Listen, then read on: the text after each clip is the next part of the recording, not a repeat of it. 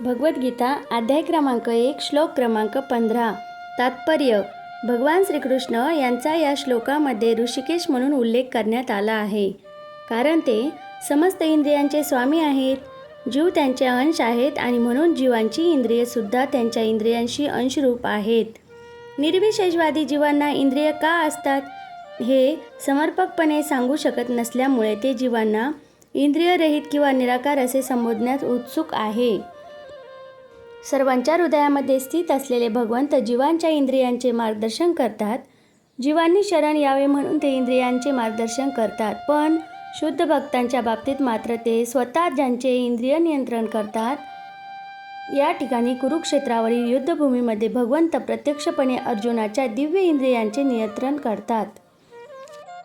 Radhe Radhe. Hare Krishna.